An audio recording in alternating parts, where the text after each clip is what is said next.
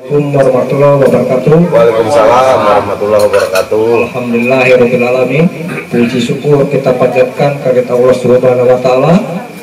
Pada malam hari ini kita diberi kesehatan, kenikmatan dan kesehatan sehingga bisa berkumpul di kediaman saya yang sederhana ini.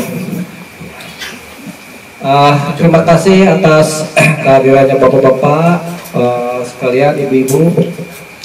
Nah, ini rutinitas kita di LPM, yaitu silaturahmi atau mungkin tausiah nanti ada. Mungkin nanti akan ada penyampaian tausiah, terus mungkin ada akan karena mungkin nanti terakhir akan baca doa dan penutup. Mungkin mungkin selanjutnya nanti ada tausiah yang disampaikan oleh Pak Ustadz Saprudin. Terima kasih atas kesempatannya. Assalamualaikum warahmatullahi wabarakatuh. Waalaikumsalam. Alhamdulillahirabbil alamin.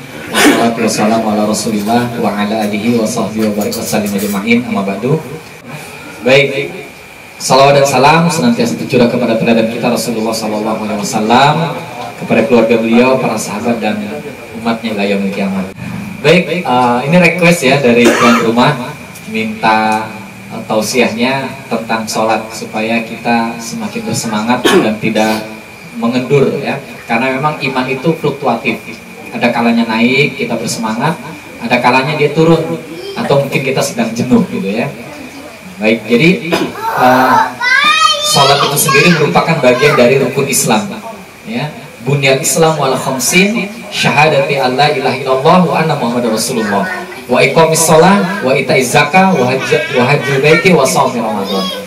Jadi kata Rasulullah SAW, Islam itu didirikan di atas 5 fondasi, didirikan di atas 5 dasar. Yang pertama, bersaksi tidak ada Tuhan selain Allah dan Muhammad utusan Allah. Kemudian yang kedua, mendirikan sholat. Yang ketiga, menunaikan zakat. Kalau dari sini disebutkan yang keempat itu berhaji ke Baitullah. Dan kemudian puasa di bulan Ramadan. Jadi 5 ini kalau kita laksanakan, maka sempurnalah rukun Islam kita ya. Tapi kalau misalnya yang kelima itu adalah haji bagi yang mampu. Makanya disebutkan bahwa, tapi kalau misalnya kita kalau kita lihat di video-video Reels, TikTok itu sempat kemarin viral itu ya, bahwa dia mencontohkan bahwa rukun Islam itu ada 5 gitu ya katanya. Salat, puasa, zakat, haji, puasa gitu ya. Kalau kita tidak haji, kita masih bisa menggenggam agama itu katanya. Kalau kita tidak puasa, kita masih menggenggam. Kalau kita tidak zakat masih, tapi kalau kita tidak sholat jatuh. Nah, ya. Tapi itu sebuah konten, bukan berarti kemudian Islam itu yang penting syahadat dan sholat selesai. Ya, tetaplah puasa itu wajib. Ya. Wajib itu dikerjakan berpahala, ditinggalkan berdosa, gitu ya. Kalau sunnah dikerjakan berpahala, ditinggalkan kita merasa rugi karena orang mendapatkan kebaikan dari sunnah, kita nggak dapat. Nah, jadi bahwa sholat itu sekali lagi merupakan ibadah yang induk ya. Di dalam sholat itu kita beribadah tidak hanya di dalam hati. Kalau zikir gitu ya, itu hati. Tapi ini betul-betul seluruh badan kita bergerak dalam rangka tunduk patuh kepada Allah. Di dalam sholat, kepala itu adalah kedudukannya tinggi. Tapi ketika kita sholat, kita mau sujud setara dengan tanah ya. Makanya sholat ini adalah ibadah yang paling istimewa sebenarnya. Kenapa? Dalam menurunkan perintah saja Allah Subhanahu wa taala secara khusus mengangkat Rasulullah dalam peristiwa Isra Mi'raj. Kalau puasa itu Allah mengutus malaikat Jibril ya. Zakat Allah mengutus malaikat Jibril. Tapi begitu haji Allah mengutus malaikat Jibril. Tapi begitu sholat Allah Subhanahu wa taala mengangkat Rasulullah SAW dalam peristiwa Isra dan Mi'raj ya. Nah, jadi ini istimewanya yang pertama ya, bahwa sholat itu memang sangat luar biasa. Kemudian di dalam hadis Rasulullah SAW itu disebutkan bahwa inna bainar rujuli wa baina syirki wal kufri tarkas shalah. Inna bainar rujuli, sesungguhnya batas antara seseorang, jadi di batas ya, yang menjadi perbedaan, yang membedakan seseorang. Baik. Jadi inna bainar rujuli, batas antara seseorang yang membedakan seseorang, syirki wal kufri, perbuatan syirik dan kekufuran, kekafiran, itu tarkas shalah, itu adalah sholatnya. Jadi artinya bahwa ketika seseorang itu sholat, maka identitasnya sebagai seorang muslim. Ketika dia meninggalkan sholat, maka dia tidak ada bedanya dengan orang-orang yang berbuat syirik dan orang-orang yang kafir. Ya, kalau orang kafir kan artinya kufur, dia mengingkari Allah dan Rasulnya, jelas dia tidak sholat. Kalau orang syirik, makanya orang syirik itu kalau dia berbuat syirik itu menyembah selain Allah gitu ya. Orang yang syirik itu walaupun dia sholat, dipastikan sholatnya nggak beres. Nah, makanya di hadis ini disebutkan yang membedakan seseorang dengan kesyirikan dan kekafiran itu adalah sholatnya. Jadi kalau kita sholat, identitas kita seorang muslim. Kalau kita meninggalkan sholat, maka kita tidak ada bedanya dengan yang disebutkan tadi, yaitu orang-orang yang syirik dan kafir. Jadi inna baina rujuli wa baina syirki wal kufri tarkas shalah. Yang membedakan seseorang atau batas seseorang antara dia seorang mukmin dengan seorang syirik atau kafir itu adalah sholatnya. Makanya sholat ini penting. Sebenarnya tidak ada alasan bagi kita untuk tidak sholat. Sholat ini sebentar saja ya. Bahkan saya pikir orang-orang yang bekerja dengan sistem kerja yang sangat tinggi seperti bagaimana orang perusahaan itu kan, waktu sholat itu sangat menguntungkan ya, karena dengan waktu sholat itu mereka istirahat. Contohnya sholat Jumat itu istirahatnya lebih lama. Jam berapa itu Pak? Jam setengah 2. Jam 12 sampai setengah 12 sampai setengah 2. Panjang ya kan? Makanya karyawan memanfaatkan waktu sholat Jumat itu biasanya dengan tidur sambil mendengar khutbah. Sebagian tidak semua ya, sebagian kecil malah ya, sebagian kecil. Karena itu memang waktu istirahat mereka gitu kan, istirahat mereka. Makanya kalau kami khutbah di perusahaan itu maksimal selama-lamanya 15 menit. Kalau bisa itu 15 menit sudah sama sholatnya. Karena itu memang waktu istirahat. Jadi memang istimewa. Bahkan dengan sholat itu kita berwudu, rasa kantuk, refresh kita itu kembali lagi. Ya, makanya sholat itu penting. Bahkan ketika sholat kita ruku dan sujud itu dalam ilmu kesehatan, misalnya kayak fast dan seterusnya, itu justru melancarkan peredaran darah kita, sirkulasi oksigen juga. Makanya kenapa orang nyetir itu ngantuk dan seterusnya itu karena kurangnya sirkulasi oksigen ke dalam otak, jadi ngantuk gitu ya. Nah, jadi sholat itu merupakan sebuah keistimewaan.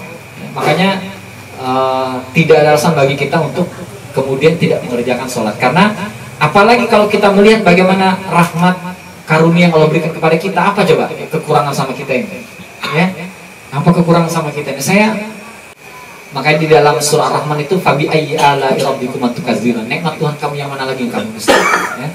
Jadi apalagi yang membuat kita itu tidak kemudian benar-benar melaksanakan ibadah sholat. Kalau dalam statement banyak hal itu, banyak video-video itu kita lihat bahwa sholatlah sebelum disolatkan, ke masjidlah sebelum digotong ke masjid. Ya. Sholatlah di belakang imam sebelum sholatmu di depan. Kalau di depan imam berarti sudah sholat kan itu ya. Makanya sholatlah di belakang imam. Kalau sudah sholat di depan imam berarti peti jenazah itu, tinggal jenazahnya. Nah jadi bahkan Rasulullah SAW mengingatkan di dalam hadisnya disebutkan bahwa sab'atun yuzilluhumullahu fi zillihi yauma la zilla illa zilluhu. Ada 7 golongan orang yang akan mendapatkan naungan di sisi Allah di mana tidak ada naungan lain kecuali naungan dari Allah. Berarti hari ini adalah hari kiamat. Ada 7 golongan. Golongan pertama disebutkan al-imamul adil, pemimpin yang adil. Nah, ya, alhamdulillah ya. Ketua LPM periode sebelumnya itu kalau mau berangkat dibawa semua gitu kan. Tinggal pakai PLT aja lagi nih, kemarin di pesawat sendirian. Ya, berarti nanti bayar hutang tuh sama kami. Harus kami diajak nanti nih. Hutang 1 kali nih. Ya. Enggak, maknanya beda ya, maknanya beda. Karena kemarin eventnya juga beda ya. Masa juga mau rombongan. Ya, barusan berangkat kemarin ya.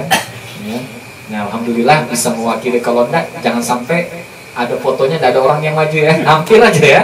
Syukurnya sore masih dapat tiket pesawat gitu ya. Ini kesalahan saya ini. Ya. Nah, jadi al-imamul adil. Yang kedua, wasyabun nasa'a bi ibadatillah. Seseorang yang dia tumbuh besar. Makanya pastikan anak-anak kita ini dia dari kecil tumbuh besar dalam keadaan taat beribadah kepada Allah. Jadi ini golongan yang akan mendapatkan naungan dari Allah, di mana tidak ada naungan lain. Yang pertama tadi pemimpin yang adil.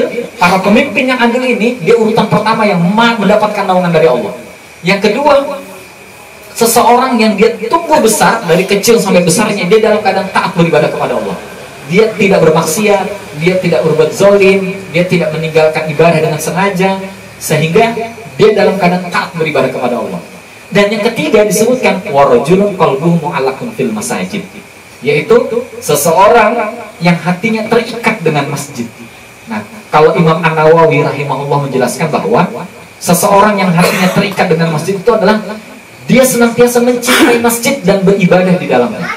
Nah, jadi orang-orang yang mencintai masjid ini dipastikan dia tidak akan pernah meninggalkan sholat. Karena tahapan keimanan itu, yang pertama seseorang tuh dia memiliki rukun iman.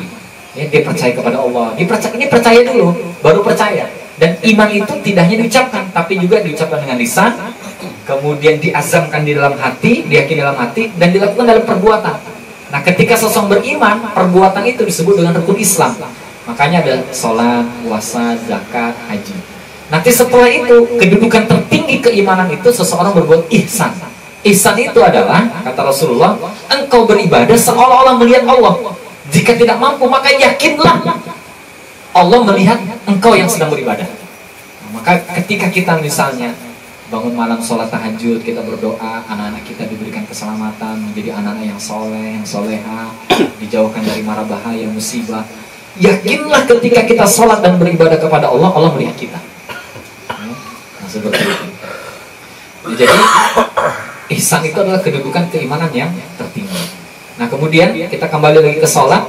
Sholat itu juga keistimewaannya adalah, kata Rasulullah memberikan perumpamaan, bertanya kepada sahabat, jika ada sungai di depan rumah kalian, kata Rasulullah, dan kalian mandi pada sungai itu sehari 5 kali, maka Rasulullah bertanya, kira-kira apakah pada tubuh orang itu masih terdapat daki? Daki ya, tahu daki itu ya, tahu ya? Bapak daki apa? Daki apa? Bolong. Daki ya. Maka kata sahabat, tentu tidak ya Rasulullah. Bagaimana mungkin ya orang yang mandi sehari 5 kali itu masih ada daki? Itu nggak mungkin. Ya, bahkan sekalipun pekerja keras kayak Pak Tri gitu ya, yang selalu bersimbah oli, waduh, ya luar biasa ya. Overjob ya. Tapi selalu safety, ya. Sepatunya kemarin ya, overjob ya. Semua dikerjain sendiri ya. Kasih tukang bengkel nggak dapat rezeki. Ya memang juga sih, kasihan juga ini ya. Saya pernah waktu bikin rumah itu masang fondasi langsung ditegur. Ini Ustadz ini nggak boleh seperti itu. Loh kenapa? Nggak boleh Ustadz masang fondasi. Loh kenapa nggak boleh? Ustadz itu ngambil haknya tukang. Oh iya ya saya bilang. Habis itu saya panggil tukang wah. Padahal maksudnya hemat gitu ya. Nah jadi tidak akan ada daki pada orang itu. Maka kata Rasulullah, begitulah perumpamaan seorang mukmin yang melaksanakan sholat 5 waktu, maka sesungguhnya Allah menghapuskan dosa-dosa di antaranya. Nah, jadi dosa kita itu dihapuskan. Makanya ketika orang berbuat keburukan, kelalaian kepada Allah di antara waktu subuh dengan zuhur, kemudian dia melaksanakan sholat zuhur, maka dosa-dosanya diampuni. Ketika dari zuhur itu dia melaksanakan dosa ucapan-ucapannya, ketika dia melaksanakan sholat asar, maka dosa-dosanya diampuni. Kemudian begitu juga sampai dengan maghrib, begitu juga isya. Maka sesungguhnya orang-orang yang melaksanakan sholat itu Allah mengampuni dosa-dosa mereka.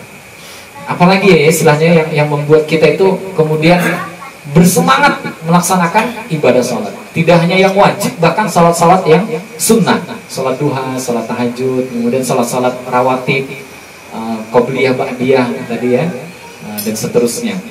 Nah, jadi keistimewaan sholat itu sangat luar biasa sekali. Nah, biasanya Allah Subhanahu Wa Taala itu ketika memberikan keutamaan dalam sebuah ibadah, maka dipastikan biasanya di situ juga ada ancaman.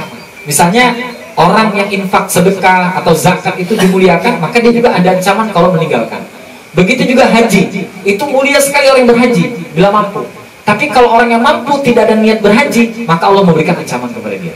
Tapi karena yang kita bahas ini adalah sholat, begitu pula ketika Allah memberikan kebaikan-kebaikan, fadilah-fadilah, keutamaan bagi orang yang melaksanakan sholat, maka Allah juga memberikan ancaman kepada orang-orang yang meninggalkan sholat.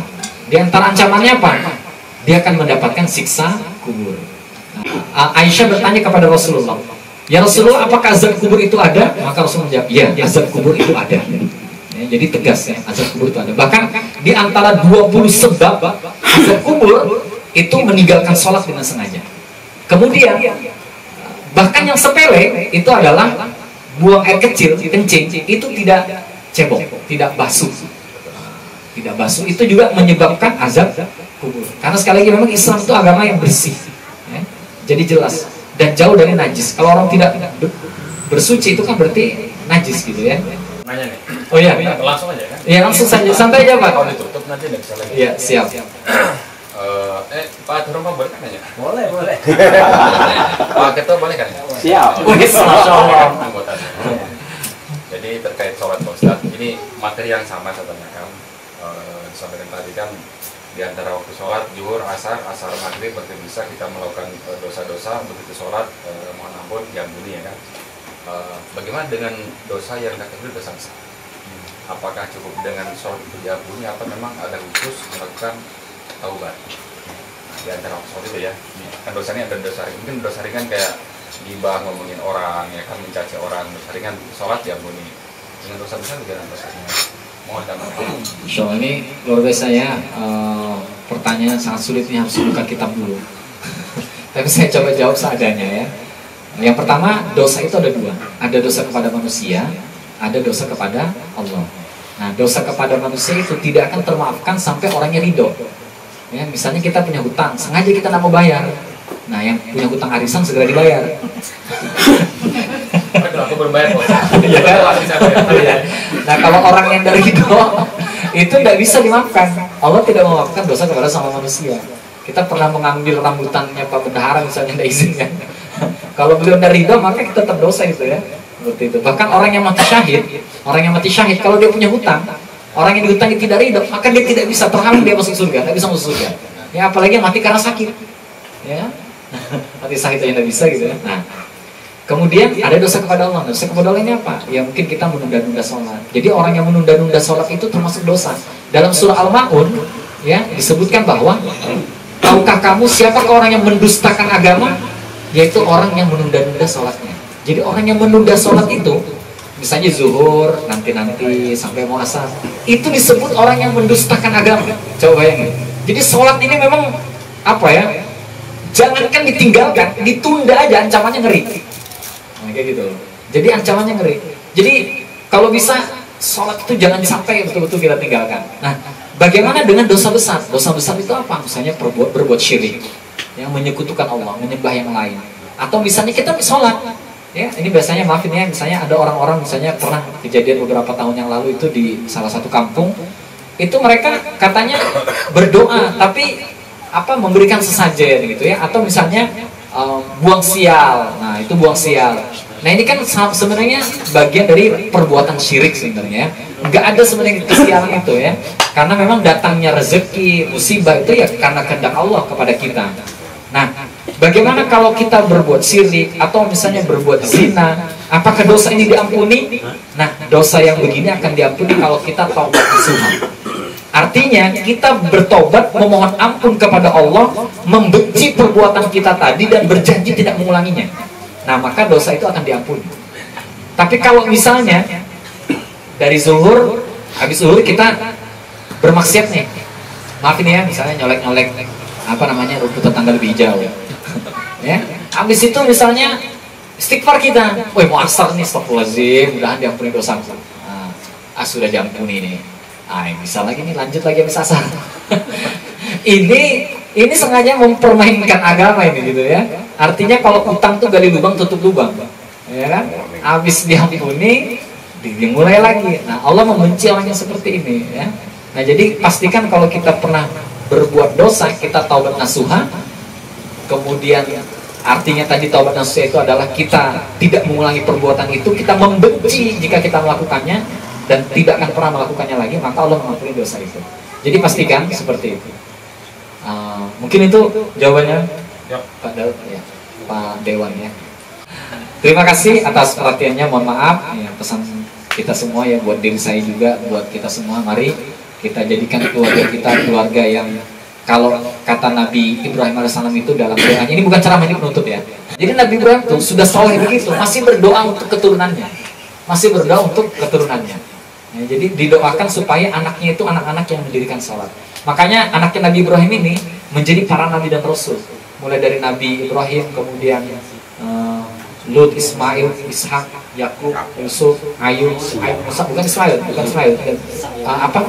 dari Ibrahim, Ishak gitu ya, dan seterusnya sampai Nabi Ishak, itu semuanya keturunan Nabi Ibrahim. Nah, jadi mudah-mudahan kita mendoakan diri kita, mendoakan keluarga kita menjadi orang-orang yang senantiasa mengerjakan sholat. Syukur-syukur kita bisa tepat waktu, dan syukur-syukur lagi kita bisa mengerjakan di masjid.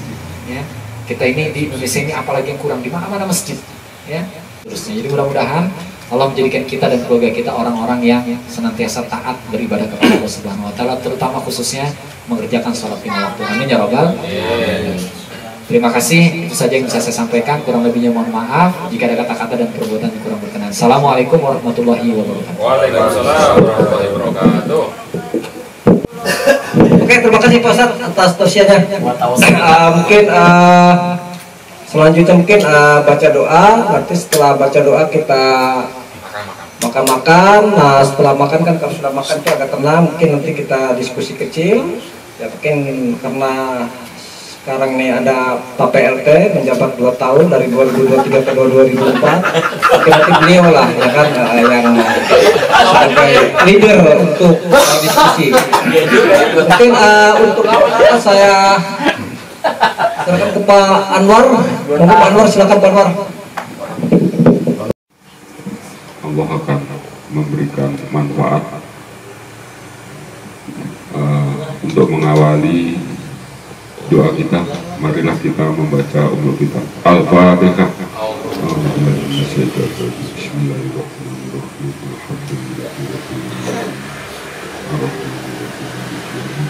Iyyaka na'budu wa iyyaka nasta'in ihdinas siratal mustaqim siratal ladzina an'amta 'alaihim ghairil maghdubi 'alaihim waladdallin.